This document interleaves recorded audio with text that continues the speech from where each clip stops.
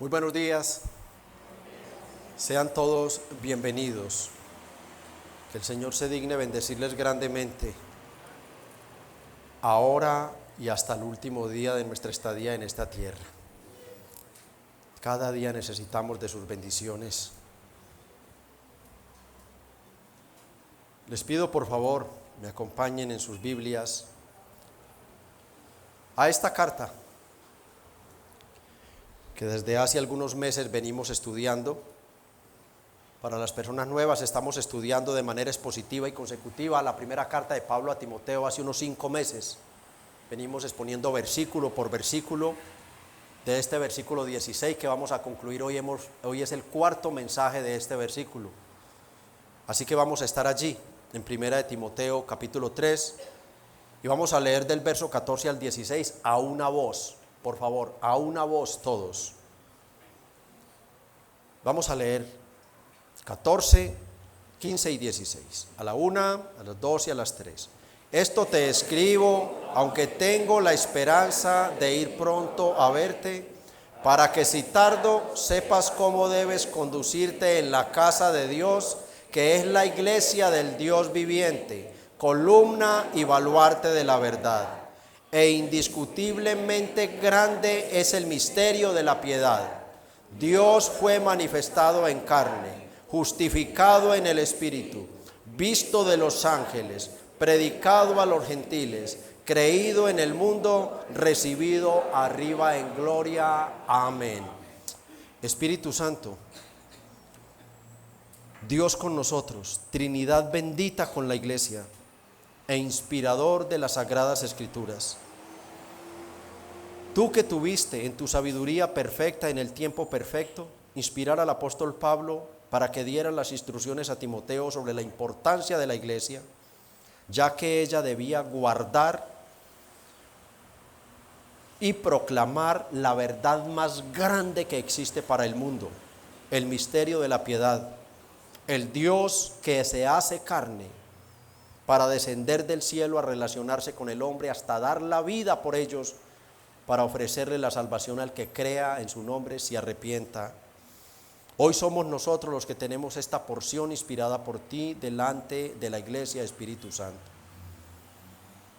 Para esto, ¿quién es suficiente? Te pedimos, Espíritu Santo, por los méritos de Cristo, para la gloria del Padre. Oh bendito Espíritu, que ayudes a esta pobre vasija de barro vacía que has puesto al frente de tu congregación. Que en tu gracia y en tu amor lo sostengas, lo fortalezcas y conviertas sus debilidades, sus incapacidades en virtudes espirituales por el bien de la iglesia. Asístelo, pero de igual manera, Espíritu Santo, ten a bien obrar en cada una de las almas en las cuales habitas.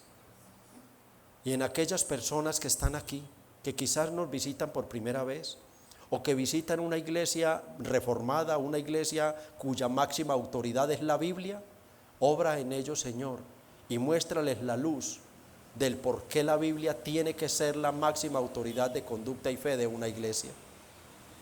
Enseña, Señor, a tu pueblo que la predicación expositiva es la predicación que has mandado, donde no se nos queda un solo versículo sin examinar de tu palabra, conforme al contexto y aplicada a nuestro presente actual o actualidad en nuestra iglesia. Nos encomendamos a ti, Espíritu Santo, confiamos en ti y descansamos en ti, esperando en ti, en el nombre de Cristo y para la gloria del Padre. Amén. Por favor, toman sus lugares de asiento.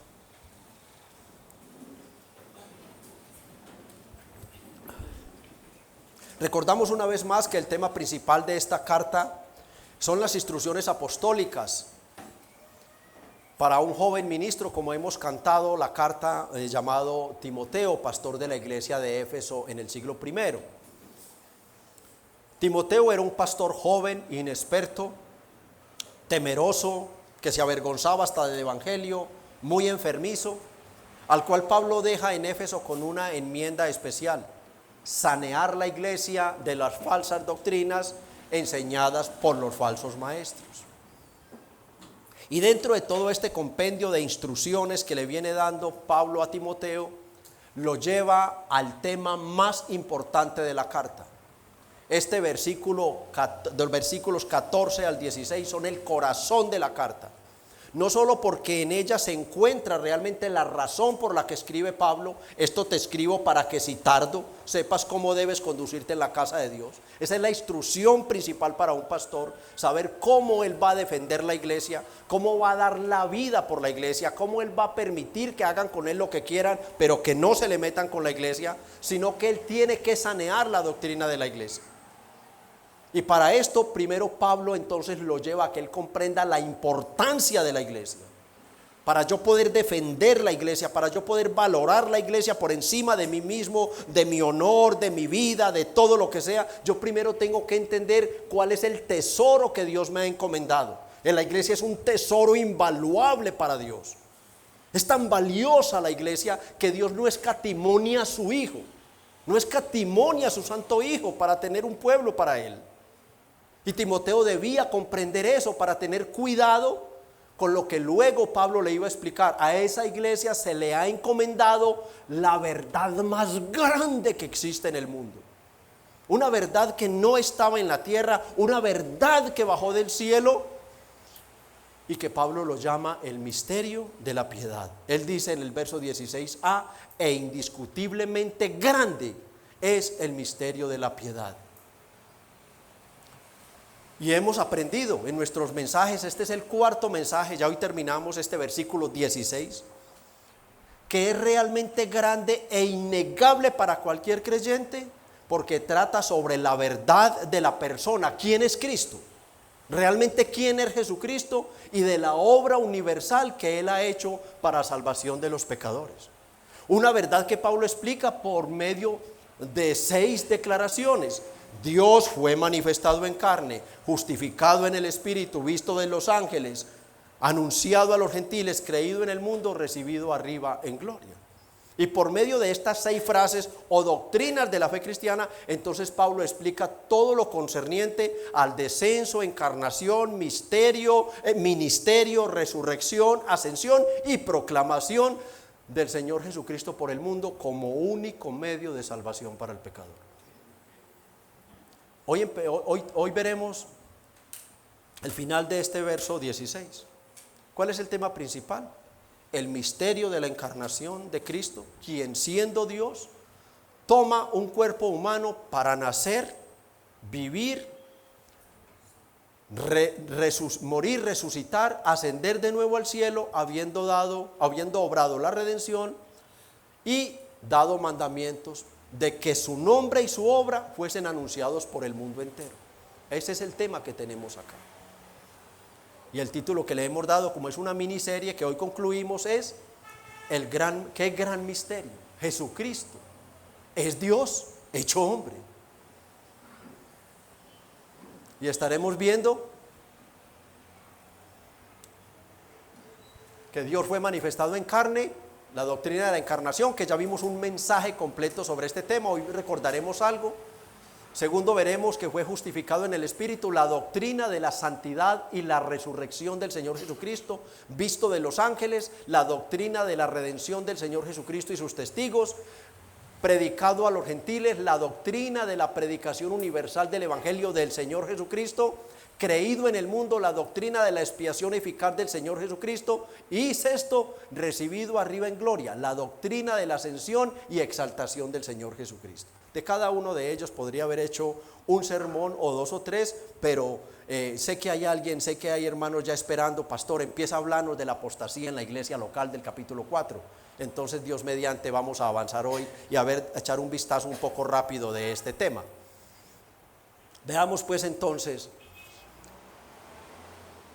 cómo Pablo le dice a Timoteo, Dios fue manifestado en carne. Esto habla de la doctrina de la encarnación que vimos en el mensaje anterior. Simplemente recordamos que quien fue formado en el vientre de la Virgen María no fue Cristo. No fue Cristo. Esto debe quedarnos completamente claro. Quien fue formado y se hizo niño en el vientre de María fue Jesús el hombre.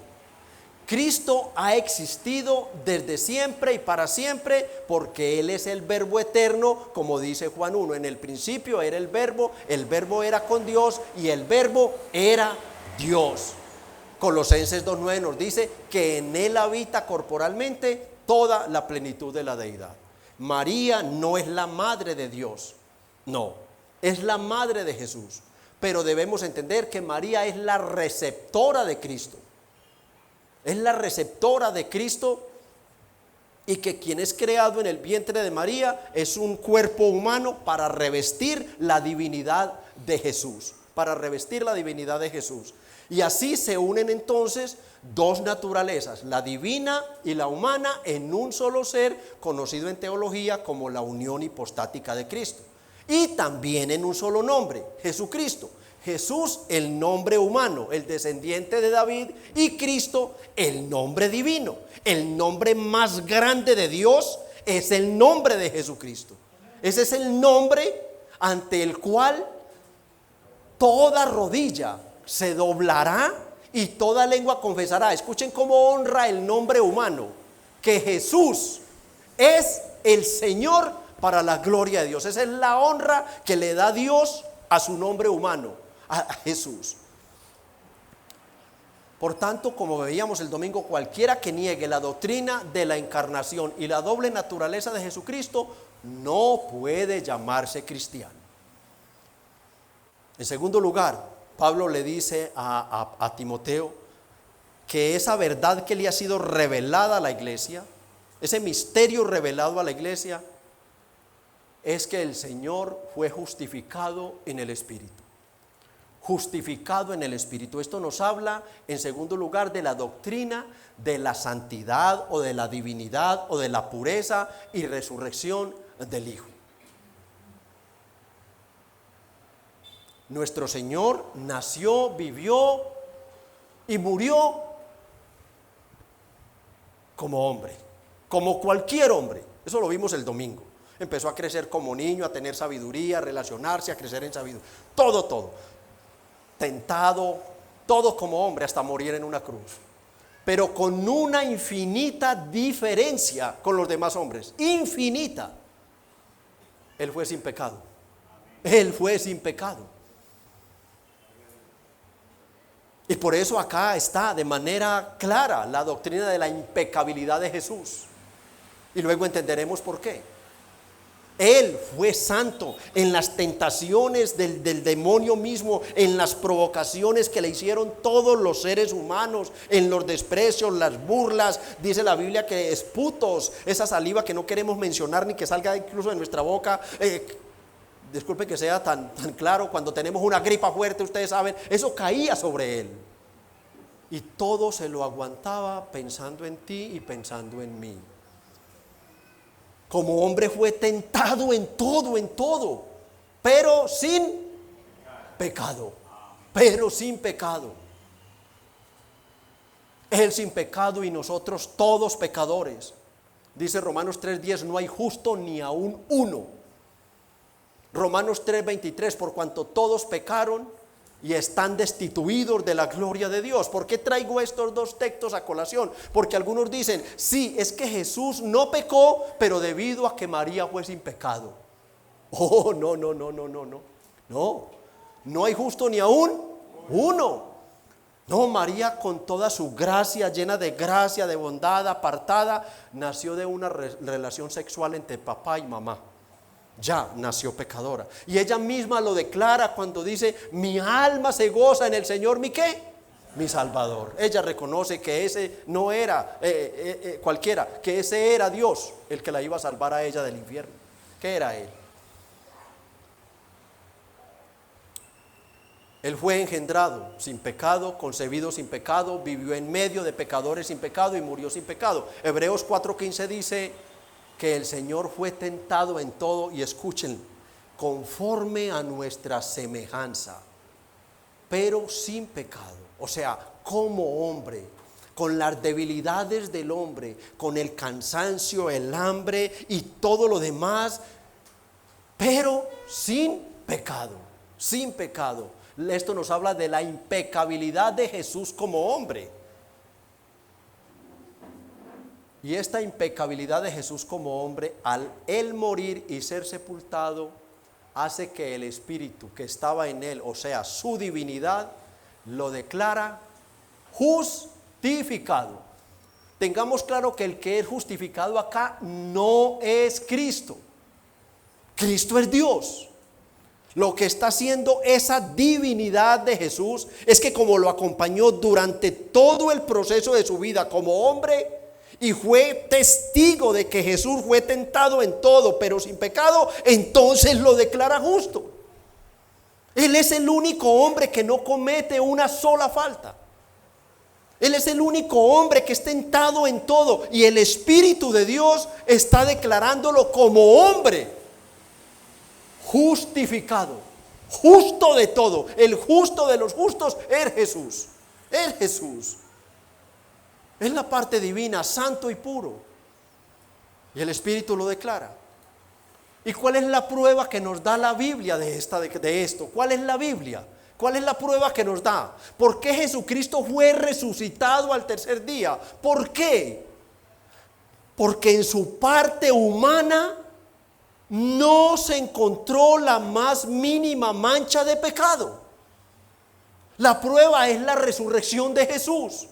Dice Romanos 1:4 sobre Jesús que fue declarado Hijo de Dios con poder según el Espíritu de santidad, de impecabilidad por la resurrección de los muertos. Es como si la parte divina, vuelvo a decir, lo que acompañó a Jesús hubiera estado observándolo y ver que en todo su recorrido no cometió un solo pecado. Primera de Pedro 2:22 dice: el cual no hizo pecado ni se halló engaño en su boca. Ningún pecado, ninguna falta, ninguna mancha podía encontrarse en Jesús el hombre. Escuchen esto que voy a decir. De haber existido un solo pecado, uno solo, según Santiago 2:10, es como si hubiera quebrantado todos los mandamientos de Dios. Entonces Jesús no sería redentor de nadie. De nadie. No habría justificado y no habría sido resucitado por el poder del Espíritu. Ese es el punto de Pablo. Si hubiera existido una sola mancha de pecado en él, no sería redentor, no sería salvador de nadie. Él mismo estaría condenado como hombre. No habría sido justificado y no habría sido resucitado. No habría esperanza para nadie.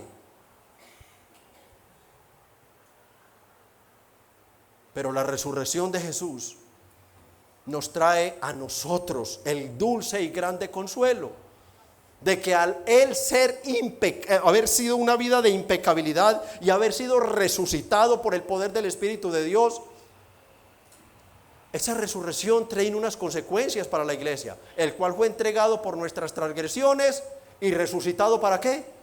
Para nuestra justificación. Él es el justo y el que justifica a los que son de la fe en Jesús, es Dios.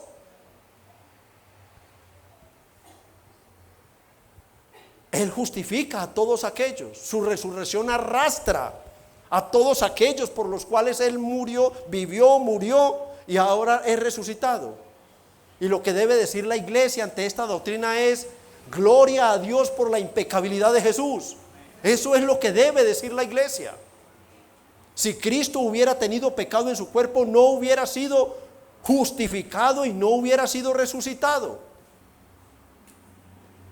Su cuerpo se hubiera quedado en la tumba, como el de cualquier hombre. La promesa del Salmo 16 no se hubiera hecho realidad. No dejarás que tu santo vea corrupción. No dejarás que mi cuerpo vea corrupción. Era la promesa que Dios le había hecho a Jesús. No se hubiera cumplido, pero Dios cumple la promesa y lo levanta. La resurrección es la prueba no solo de la divinidad, de la santidad, sino de la impecabilidad de Jesús. ¿Y qué ocurre con esta doctrina? Igual que con la primera, que si alguien dice que Cristo pecó o que no resucitó, no se puede tener como cristiano. No se puede tener como cristiano. Aún los ángeles dan testimonio de la encarnación, nacimiento, vida y muerte, ascensión del Señor. Por eso en tercer lugar dice visto de los ángeles. La doctrina de la obra redentora del Señor Jesucristo y sus testigos angelicales. Y sus testigos angelicales. Es una verdad innegable, ha dicho ya Pablo. Ya Pablo ha dicho, e innegablemente, indiscutiblemente grande es el misterio de esta piedad, de esta verdad. Los ángeles fueron testigos de la divinidad y obra de Jesús. De principio a fin, la obra del Señor fue testificada por los ángeles. Es un misterio, no sabemos, Él es Dios hecho hombre, pero también en el misterio de la Trinidad el Padre envía a los ángeles para que testifiquen de que la obra se está haciendo tal y como fue acordada entre ellos. Es un misterio muy grande la compañía permanente de los ángeles como testigos de toda la obra expiatoria o redentora. Todo el ministerio del Señor Jesucristo fue testificado por los ángeles. Solamente vean algunos textos para que veamos desde su encarnación. Lucas 1, 26 al 28. Yo los voy a decir porque no tengo tiempo de quedarme en cada uno. Lucas 1, 26 al 28. Su encarnación fue anunciada por el ángel Gabriel. En Mateo 1, 18 al 21, un ángel le dice a José que no dejara a María por estar encinta y que el nombre del niño sería Jesús, un ángel.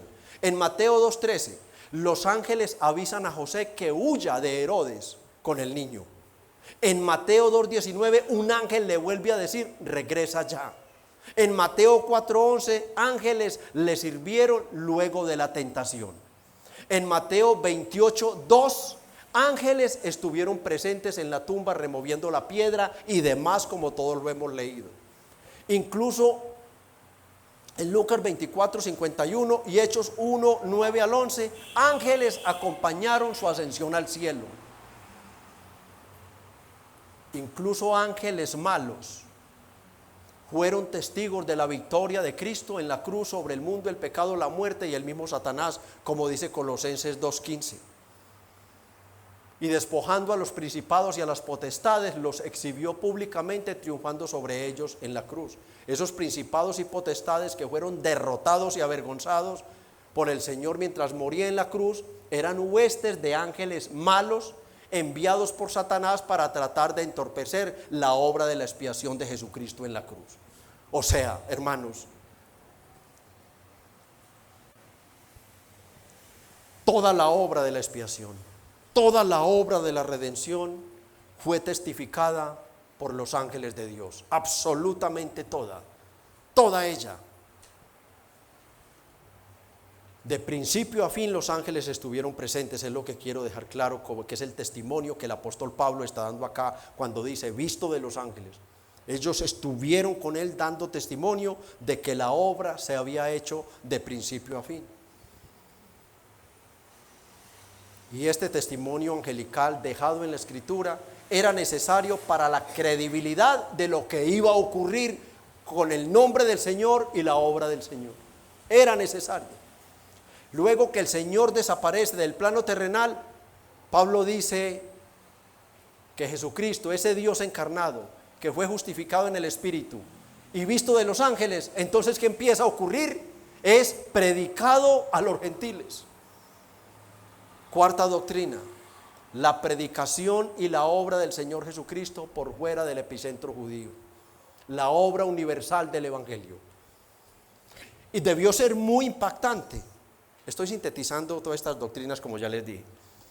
Debió ser muy impactante para los judíos que por orden directa de un judío, despreciado por ellos, luego de resucitar, la predicación de su nombre o su nombre fuera predicado por fuera del epicentro judío, que fuera a los gentiles.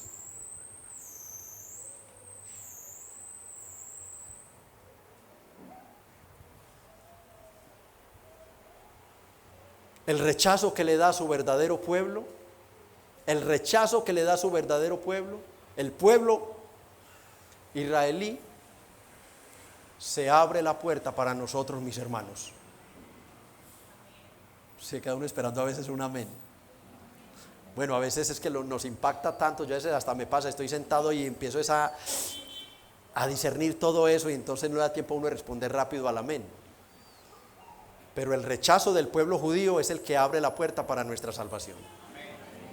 Amén. Juan 1, 12 y 13, leámoslo por favor. A lo suyo vino y los suyos no le recibieron, mas a todos los que le recibieron, a los que creen en su nombre, les dio potestad de ser hechos hijos de Dios, los cuales no son engendrados ni de sangre, ni de voluntad de varón, sino de Dios. Cuando nosotros empezamos a ver este misterio de esta orden, la orden del Señor, de sacar su evangelio ya a los gentiles, entonces vamos a Mateo 18, 19. Allí el Señor, a puertas de su ascensión, les dice: toda potestad me es dada en el cielo y en la tierra. Dios, el Padre, los reviste de toda autoridad. Hijo, toma el mando. Toda autoridad me es dada en los cielos y en la tierra. Ahora con esa autoridad ya ha vencido, ya ha cumplido con la redención. Ahora el Padre lo reviste de la autoridad, de la gloria de la autoridad, y Él dice: toda potestad me es dada en el cielo y en la tierra. Por tanto, como ya tengo toda autoridad contra este mundo de tinieblas, para salvar a todos aquellos por los que morí, ahora hagan ustedes la parte. Por tanto, id y haced discípulos a todas las naciones. Luego de predicarles el nombre del Señor Jesucristo, ¿cuál era la señal primaria? Bautizándolos en el nombre del Padre, del Hijo y del Espíritu Santo. Este es el bautismo para todo el que es gentil. Si aquí hay alguien bautizado en el nombre de Jesús solo, no está bautizado bíblicamente y no es cristiano. No tiene la Trinidad por ningún lado. Este es el bautismo en el solo Jesús para los judíos que desprecian y rechazan a Jesús. Ellos creen en Jehová, ellos creen en el Dios, ellos creen que hay un espíritu, pero Cristo ni se les nombre, ni se les nombre. Y cada judío que va siendo convertido, escuchen, ¿por la predicación de quién? De la iglesia gentil. ¿Recuerdan cuando Dios le arrebata el reino? Les dice: no encuentro nada, quitaré el reino de ustedes y se lo daré a un pueblo que produzca frutos. ¿Y cuál es el pueblo que está llevando frutos por toda la tierra?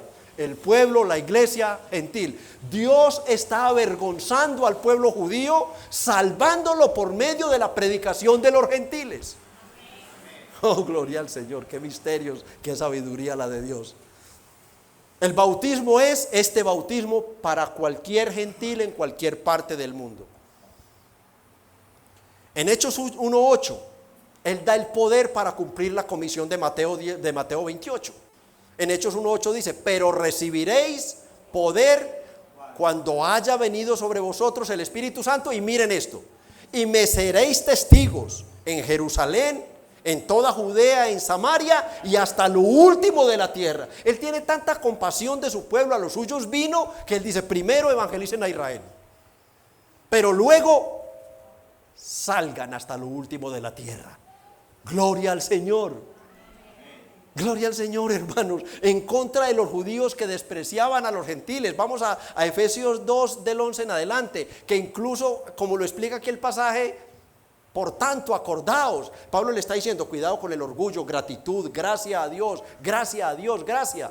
Por tanto acordaos de que en otro tiempo vosotros los gentiles, nosotros hacemos parte, en cuanto a la carne erais llamados incircuncisión por la llamada circuncisión hecha con mano en la carne, la circuncisión. En aquel tiempo estabais sin Cristo, nosotros, alejados de la ciudadanía de Israel y ajenos a los pactos y de la promesa, sin esperanza y sin Dios en el mundo. Y aquí está uno de esos perros benditos. Pero ahora en Cristo Jesús, vosotros que en otro tiempo estabais lejos, ¿qué pasó? Habéis sido hechos cercanos. ¿Por qué? Por la sangre de Cristo. Miren lo que continúa diciendo la explicación teológica que da: porque Él es nuestra paz, que de ambos pueblos, judíos escogidos y gentiles escogidos, hizo uno. Ya no hay dos pueblos, uno llamado ¿qué? La iglesia del Señor, derribando la pared intermedia de separación, aboliéndola en su carne las enemistades, la ley de los mandamientos expresados en ordenanzas, para crear en sí de los dos un solo y nuevo hombre, haciendo la paz, y mediante la cruz reconciliar con Dios a ambos. Israel también era irreconciliable, también necesitaba ser reconciliado, igual que nosotros los gentiles, en un solo cuerpo, matando en ella las enemistades. Ahí tienen la noticia que Pablo le está dando a los gentiles por la orden dada por el Señor. Ahora ustedes, gentiles, ya no se dejen azotar más por los judíos, ya esos que los trataban perros ya no los tratarán más, porque ellos y ustedes son uno solo en Cristo, son un cuerpo, valen lo mismo los judíos creyentes que un gentil creyente para Dios. Oh, gloria al Señor, mis amados. No importa. Y esto nos lleva de nuevo acá a este misterio de la orden del Señor. El evangelio iría hasta el último rincón de la tierra, no importa qué tan lejos, no solo de las promesas o en distancia física.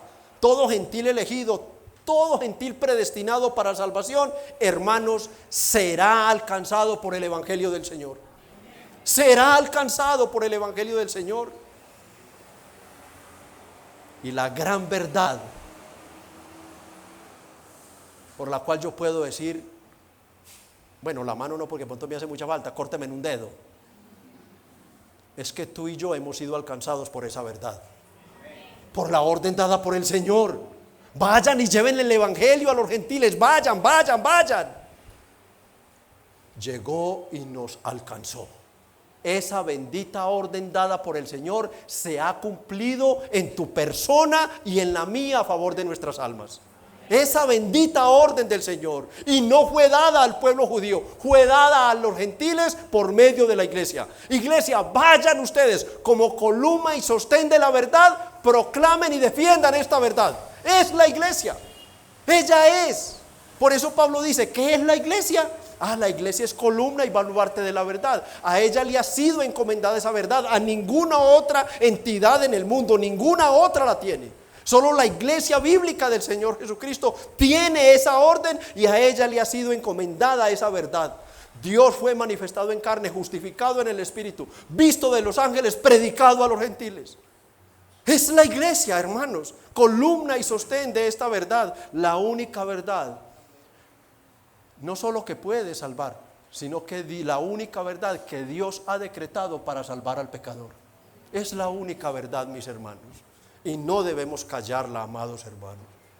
No, en medio de nuestras incapacidades, temores y miedos, recordar que ni el mensaje ni el poder está en mí, pero a toda persona que podamos, hablemosle de Cristo. Podemos ser usados por Dios para librar un alma del infierno. Podemos ser usados por Dios. Podemos, hermanos.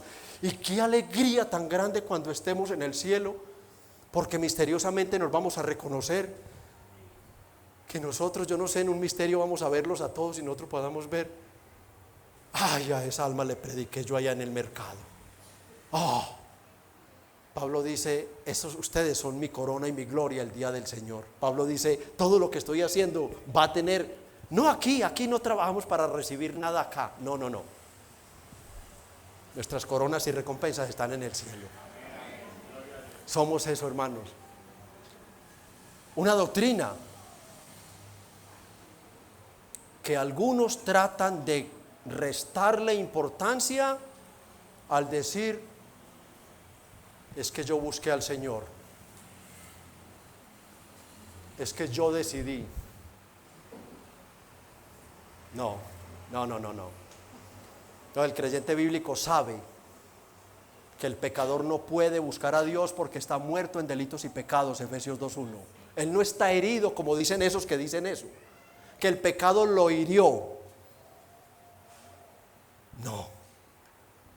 La inerrante y todo suficiente palabra de Dios dice en Efesios 2:1, y Él os dio vida a vosotros para poder creer. Primero Él obró la regeneración, y Él os dio vida a vosotros cuando estabais muertos en delitos y pecados. Y la palabra muerto ahí significa insensible a todo lo que tenga que ver con buscar a Dios. Por eso dice allá en Romanos 3:10, no hay justo ni aun uno, no hay quien entienda, no hay quien busque a Dios, todos se desviaron, a una se hicieron inútiles, no hay ni uno solo. Él te buscó a ti, Él te buscó a ti. Miren lo que dice Lucas 19:10. Miren lo que dice Lucas 19:10. ¿Quién fue el que vino a buscar? Porque el Hijo del Hombre, miren cómo estaba esta situación de nosotros. Porque el Hijo del Hombre vino a buscar y salvar lo que se había perdido.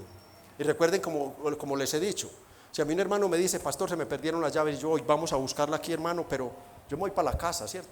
Pero él queda agobiado, triste. ¿Dónde están las llaves? ¿Dónde están? Es que, ¿por qué así? Porque son las llaves de él.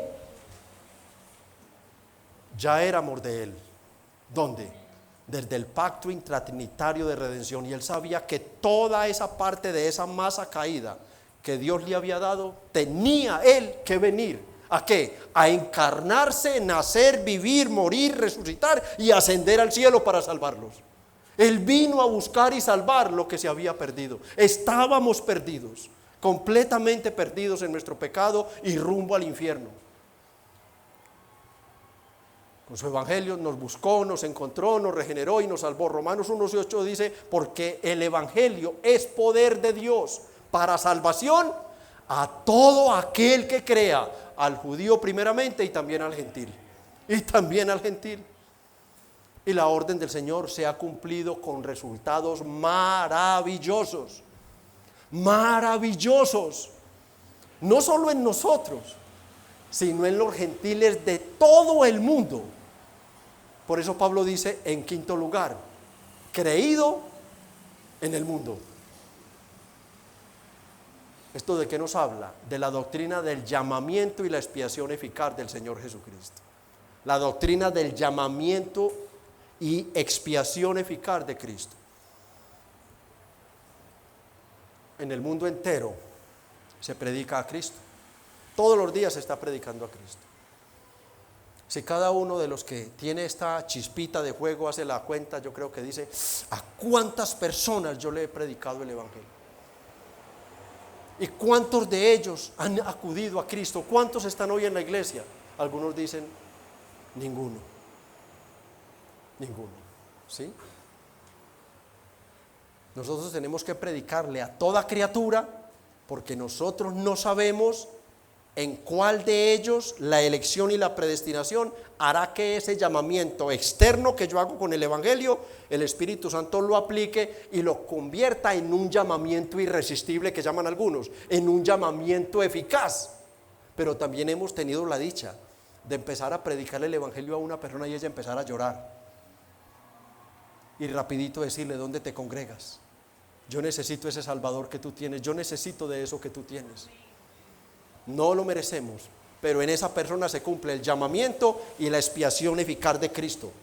Y esa persona es convertida, de esto habla acá, el creído en el mundo. Por el mundo solo creerán aquellos que, como dice el apóstol Pablo en los Efesios, fueron escogidos y predestinados desde antes de la salvación del mundo. Pablo levanta una doxología en Efesios 1:3 en adelante. Bendito sea el Dios y Padre de nuestro Señor Jesucristo, que nos bendijo con toda bendición espiritual en los lugares celestiales en Cristo. Y voy a leer esto, no lo tenía acá, pero como he mencionado elección y predestinación, quiero leerlo para que las personas que están aquí, de denominaciones de poca luz teológica y doctrinal, comprendan que la doctrina de la elección y la predestinación es una de las más maravillosas doctrinas bíblicas del Señor para la iglesia. Según nos escogió en Él, Él es Cristo, antes de la fundación del mundo. O sea, los que van a ser salvos ya fueron escogidos desde antes de la fundación del mundo. Dios no está tanteando aquí y allí a ver quién va a creer, es que este sí, es que este no. No, por eso la expiación de Cristo es eficaz.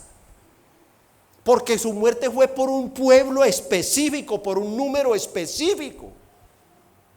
Fueron escogidos, según nos escogió en él antes de la fundación del mundo, para que fuésemos santos y sin mancha delante de él. No éramos, pero fuimos convertidos en santos. Como hemos dicho, salvos una vez, santos para siempre.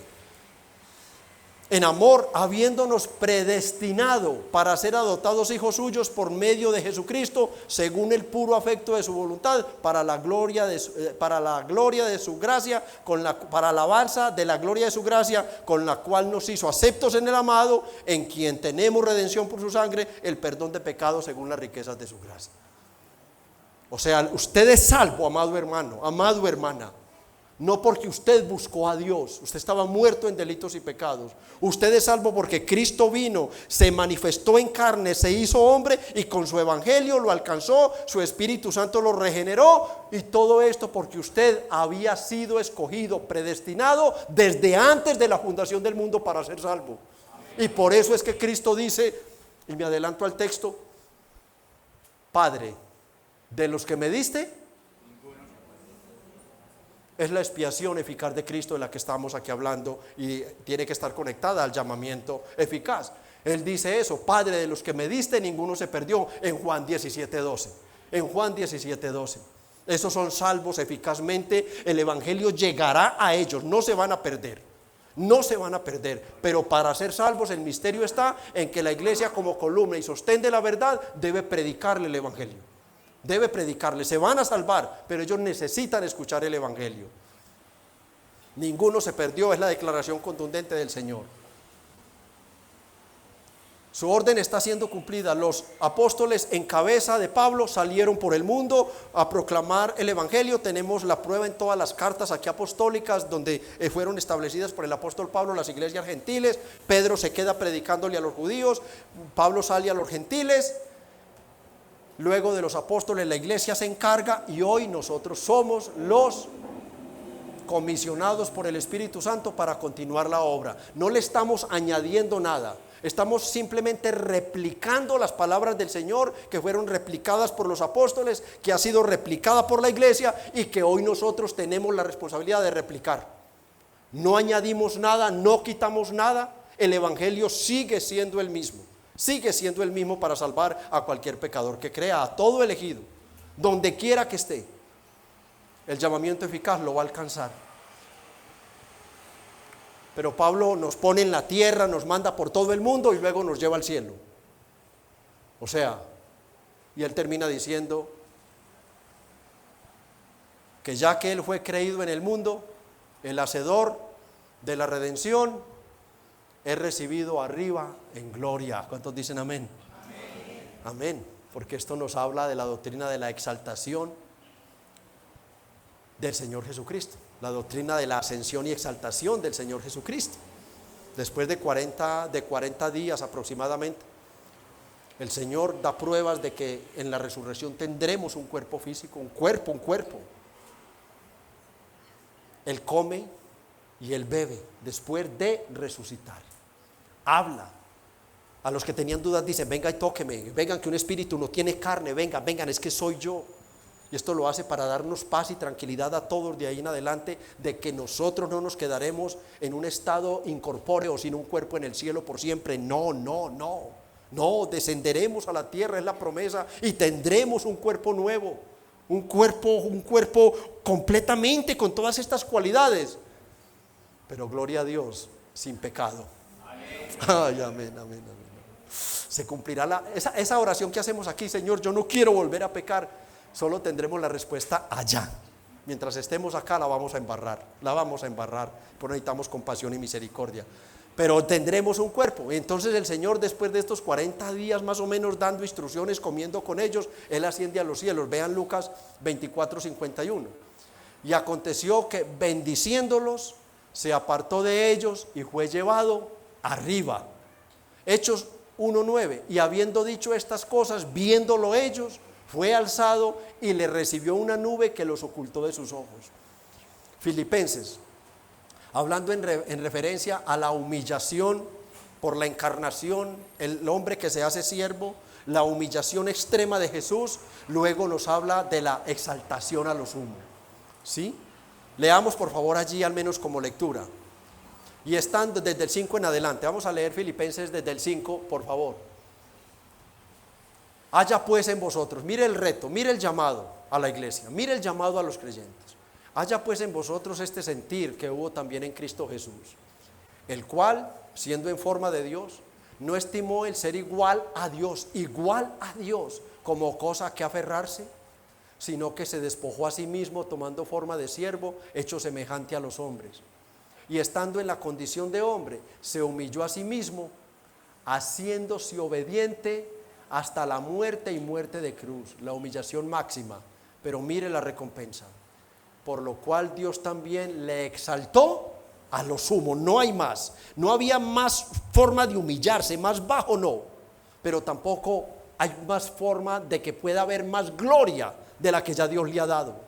Lo exaltó a lo sumo, no hay más, es el estándar máximo de gloria, majestad, poder, autoridad, y le dio un nombre que es sobre todo nombre, para que en el nombre de lo que decía ahorita, en el nombre de Jesús, mire, de Jesús el hombre, amados, de Jesús, esta es la gloria, la honra que Dios le da al nombre humano como descendiente de la jerarquía de David.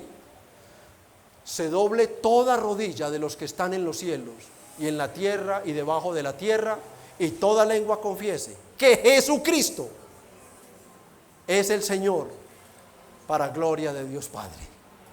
Amén. Esta es la máxima exaltación de Jesús.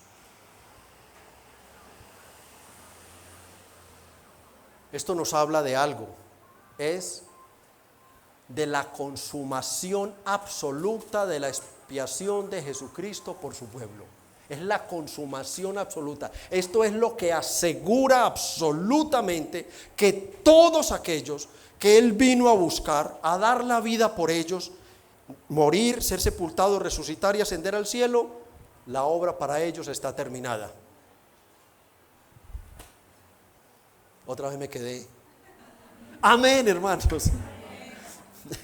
Está terminada, tú no tienes que hacer nada para salvarte. Si tú has creído en Cristo ya eres salvo. Ahora, ¿qué tienes que hacer tú? ¿Cuál es la orden del Señor en la palabra? Ocupaos en vuestra salvación con temor y temblor. Es como, ya es mía, pero es que es algo tan valioso, tan inmerecido para mí, que yo ando con pies de plomo. Oh, cuidado con un pecado, cuidado con la repetición del pecado, cuidado, ya tú perteneces al reino celestial. Esa gente es diferente, esa gente puede caer en un pecado pero no practica el pecado, y empieza en nosotros a haber una revolución espiritual interna. Empieza a existir todo ese celo porque nos ha convertido Jesucristo en ciudadanos del cielo, donde Él está exaltado en gloria. La consumación victoriosa de Cristo es nuestra victoria, hermanos, es nuestra victoria. Nosotros, hermano, por muchas aflicciones que tengamos en este mundo, sabemos que nos falta la más dura de todas, ¿verdad? Nos falta la última y gran aflicción, el último empujón. ¿Es cuál? La muerte, sí, amados, la muerte. Nos falta esa, pero allí podemos entonces decir con el Señor: ¿dónde está, oh muerte, tu aguijón? ¿Dónde, oh sepulcro, tu victoria? Absorbida ha sido en Cristo, hermanos. El poder que tenía la muerte ha sido derrotado. Cristo ha sido exaltado a lo sumo en gloria. Hermanos, nosotros pasaremos ese filtro. Nosotros no tenemos que temer. El Señor de la victoria nos dará la victoria a nosotros en ese último trance. Esto nos llena de consuelo y de alegría, mis hermanos. ¿Por qué, hermanos? Porque hay algo que conecta. ¿La ascensión con qué? A ver, la ascensión del Señor está conectada ¿con qué? Con la segunda venida de Cristo. Amén. Tiene 10. Con la segunda venida de Cristo. Claro, hermanos, claro. En Hechos 1:11, ¿qué dice? Este mismo Jesús, cuando estaban tristes los apóstoles, ¿lo recuerdan allí? ¿Qué le dicen? ¿Qué le dicen los ángeles? No, esto es temporal, no estén tristes, porque ese mismo Jesús que ha sido tomado de vosotros al cielo, así vendrá como le habéis visto ir al cielo. Así vendrá, mis hermanos. Cristo regresará. Cristo regresará. Él no nos ha abandonado, nunca jamás, no nos ha dejado. Él está pendiente de su segunda venida, trayendo detrás sí la cautividad que ya llevó cautiva, y tomar a los cautivos que aún estén en la tierra, reunirlos con ellos soberana y misteriosamente aquí en la nube, hacer del mundo entero una antorcha de fuego, un diluvio de fuego. Recuerden que el primer mundo fue destruido por un diluvio de agua, el segundo diluvio será de fuego, y cuando la tierra sea purificada, esto arda como paja, el cemento, el hierro, todo ardiendo como paja, no quedará muestra de la actitud pecaminosa o la acción pecaminosa del hombre, reverdecerá la tierra, toda será un Edén, y él descenderá con su pueblo y el reino será consumado. Amén. Pastor, ¿de dónde sacó usted eso? Vean 1 Tesalonicenses. Es que esto es muy increíble, mis amados. Es que es muy increíble. Vean 1 Tesalonicenses 4, del 16 en adelante, veámoslo apenas del 16. Miren esto, hermanos, ese que ascendió al cielo. Miren, el Señor mismo. Oh, ¿quién? El mismo que han visto subir, así mismo descenderá. El Señor mismo con voz de mando, con voz de arcángel y con trompeta de Dios. ¿Qué pasará? Mire lo que está diciendo Pablo aquí. Él ascendió, pero él descenderá del cielo. Y la cautividad, que ella está cautiva con él en el cielo, o sea, los muertos en Cristo resucitarán primero. Amén, sí. Luego, nosotros, los que vivimos, si el Señor viene hoy, este va a ser el proceso para nosotros. Miren, si viniera hoy, luego nosotros los que pero es que si viene hoy nos perdemos el cielo. ¿Y ustedes qué quieren? ¿Conocer el cielo o de una vez ser transformados? Bueno, ahí hay un debate espiritual interno, yo sé, porque yo lo he tenido. Bueno, ¿qué es mejor para mí? No pasar por el horrible filtro de la muerte, aunque es una victoria gloriosa, y ver el cielo, porque no lo vamos a ver si el Señor viene. Cada cual tome la decisión y órele al Señor. Luego nosotros, los que vivimos, los que hayamos quedado, mire lo que pasará. Seremos arrebatados juntamente con ellos en las nubes, o sea, atmósfera, para recibir al Señor en el aire, y así estaremos con el Señor, por siempre con el Señor. Termínalo.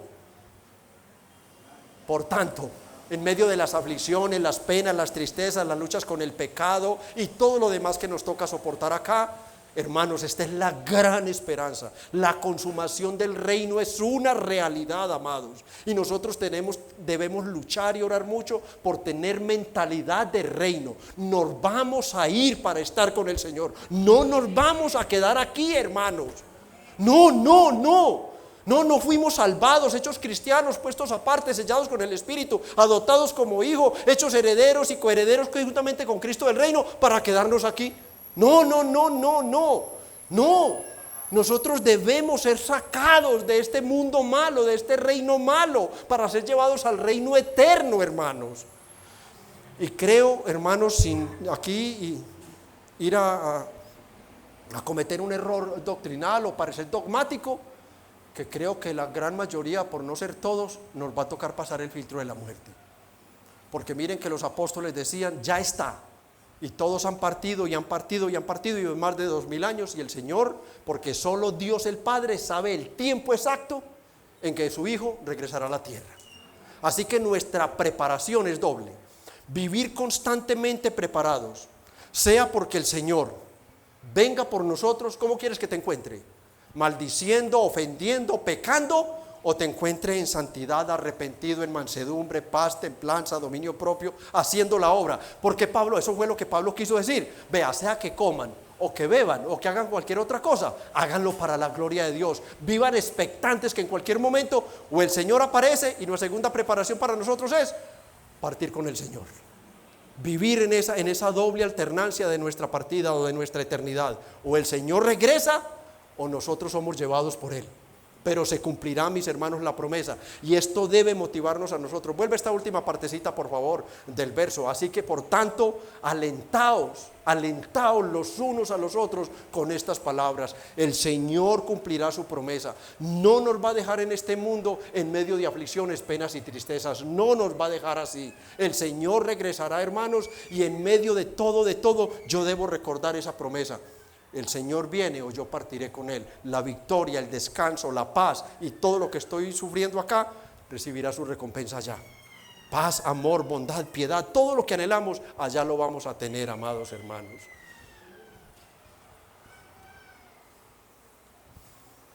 El Señor fue recibido arriba en gloria y regresará. No te ha abandonado, hermano. Él es el Rey triunfante, es el Rey de la victoria, y su victoria es tuya.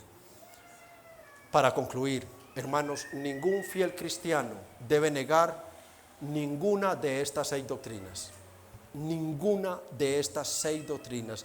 Para todo cristiano debe ser indiscutible. No hay forma de que caiga en la más duda o discusión de esto.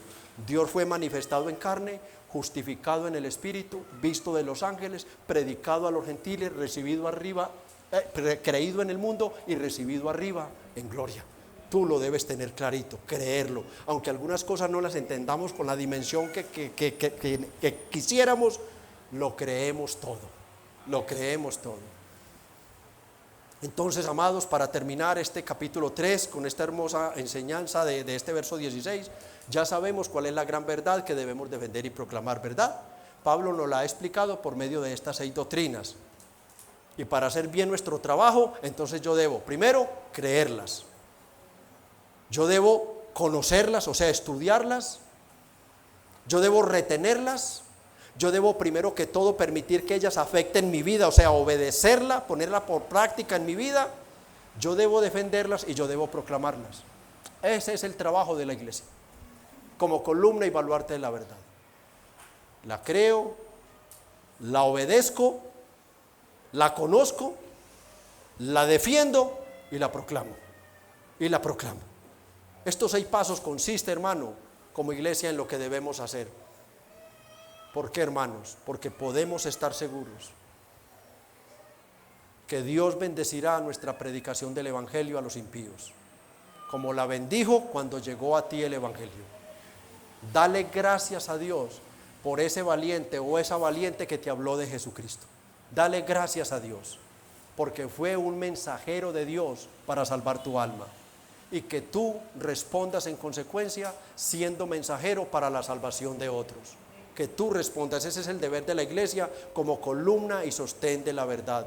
Amado hermano, pero también que esto despierte en ti un sentido de gratitud por la obra del Señor. Él no escatimó ser Dios como cosa que aferrarse, Él se humanó. Ese fue el medio que Él escogió en su sabiduría perfecta para descender del cielo y relacionarse con los hombres a tal punto de dar la vida por nosotros. Que esto te lleve a ser agradecido, que esto te lleve a crecer en las virtudes de Cristo, amando lo que Dios ama y despreciando lo que Dios desprecia. Si tú haces eso, tú crecerás en tu vida espiritual. Vive pendiente de Cristo. Sabes que Él está pendiente de ti las 24 horas del día, que Él está perseverando para llevarte a su gloria. Él no te dejará, Él te llevará a su gloria. Y para ti, amigo, que nos visitas en este día, lo primero que debes hacer es creer esta gran verdad. Abandona toda creencia. En este momento tienes que pelear y batallar contra ti mismo. Tú no eres el resultado de una evolución. Tú no lo eres. En el principio creó Dios los cielos y la tierra. Y luego dijo, hagamos al hombre a nuestra imagen y semejanza. Tú tienes todas las capacidades morales, espirituales y matrices y todo lo que tiene, porque hubo un Dios que se ocupó de formarte en el vientre de una madre. Fue Dios, no eres causa de una explosión. No lo eres. Solo mira una flor y luego mírate a ti mismo y dirás, hay un ser soberano que controla y hace todas las cosas. Amigo, necesitas creer estas verdades. Hoy a las 6 de la tarde, al igual que a Ernesto, te quedará un día menos de vida. Y eso no lo hizo la evolución. Fue Dios quien decretó los días para ti. Y Él te va a quitar la vida un día. Y si tú no crees estas 6 verdades, como Él es justo, como Él es bueno y tú eres malo, Él te echará al infierno. Pero ese Dios bueno hoy te ofrece su perdón y su reconciliación por medio de la sangre y la muerte de Cristo. Para eso vino Cristo al mundo, para salvar a los pecadores que crean en Él. Amigo, ven a Cristo arrepentido, confiésale tus pecados, confiésale. Solamente el que haya tenido dudas de su existencia es un pecado grave, confiésaselo a Él, que por los méritos de Cristo en esa cruz, Él ha prometido que al que viene a Él, no le echa fuera. Ven a Cristo y serás salvo de la ira venidera que vendrá un día sobre la humanidad. Vamos a terminar en oración, amados hermanos. Amado Señor y Padre, Dios de los cielos y la tierra, que por tu gracia infinita y tu misericordia nos llamaste a esta salvación tan grande, tomando tú mismo la iniciativa. Por eso es un misterio que nos has revelado. Y el evangelio es locura para los que se pierden, porque ¿cómo van a creer a alguien endurecido que tú te hiciste hombre? Pero nosotros, Señor, ha ocurrido un misterio muy grande. Y es que no tenemos ningún problema, Señor, sino que nos gozamos y te alabamos antes por haber venido en forma de hombre, por haberte humillado a morir en una cruz como siervo, por esta manada de pecadores, Señor, por esta masa de pecadores, para hoy transformarnos en lo que somos, Señor.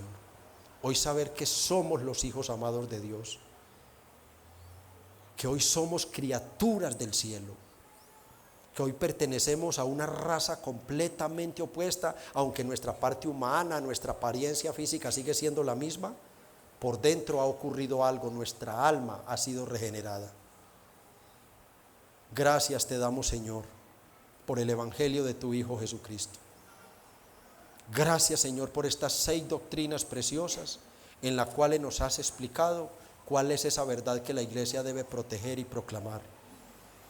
El que no crea que Dios fue manifestado en carne, que fue justificado en el Espíritu, visto de los ángeles, predicado a los gentiles, creído en el mundo y recibido arriba en gloria, está por fuera de la iglesia. Pero el que las crea tiene una gran responsabilidad y deuda de gratitud.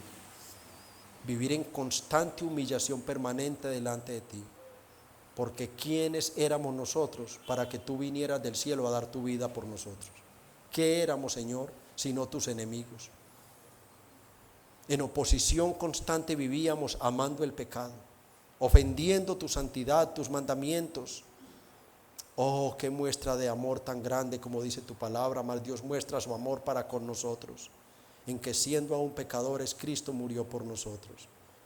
Gracias te damos, Padre, por el regalo de la salvación. Gracias infinitas por este regalo tan grande que jamás, jamás podremos perder. Al que tú salvas, lo salvas para siempre. Y ni Él mismo, con sus pecados residuales, podrá echar a perder la salvación, como dice Romanos. Nada ni nadie nos podrá separar del amor de Dios que es en Cristo Jesús. Ayúdanos y guárdanos de pecar. Haz que cada día, Señor, luchemos y batallemos más, entendiendo ya que no tenemos que luchar con el pecado del mundo ni de otras personas, sino con mi pecado. Es mi propio pecado el que me lleva a cometer tantos otros pecados. Es mi propia maldad, es mi propio orgullo, es mi propia altivez la que me lleva a pecar. Es el propio amor por mí mismo, es el amarme tanto a mí mismo.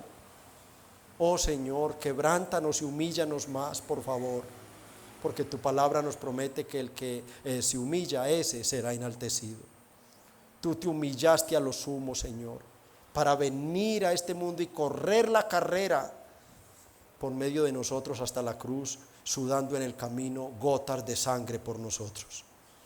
Danos, Señor, un poquito de esa humildad, de esa humillación, de ese amor, y concédenos, Padre, como iglesia, despertar al evangelismo, como columna y baluarte de la verdad. Señor, nosotros no salimos, no tenemos como una costumbre salir por calles y avenidas, tenemos otras estrategias, pero tampoco debemos, Señor, en saco roto que debemos salir. Aunque nosotros predicamos, nuestro evangelismo es más personal que grupal, pero todos nosotros aquí 100, 150, hablándole de Cristo todos los días a una persona, o en la semana a 2 o 3 en toda la semana, si lo sumamos por 100 son 200 o 300. Y eso estamos haciendo, Padre. En los medios de transporte donde estamos hablando de Cristo. Pero danos, Señor, un despertar al evangelismo, que aquellos que aún no lo hacen sientan el fuego del Espíritu Santo, motivándolos a no guardar la única verdad que puede salvar a su familiar o a su amigo o compañero de trabajo o de universidad. Señor, haz que arriesguemos todo por Cristo. Haz que arriesguemos todo. Tú diste a tu Hijo por nosotros. Nosotros debemos dar algo por Jesucristo.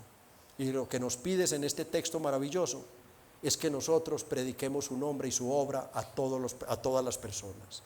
Bendice pues a tu pueblo y a aquellas personas que han llegado en esta mañana, Padre, que hoy salgan de aquí meditando en esto.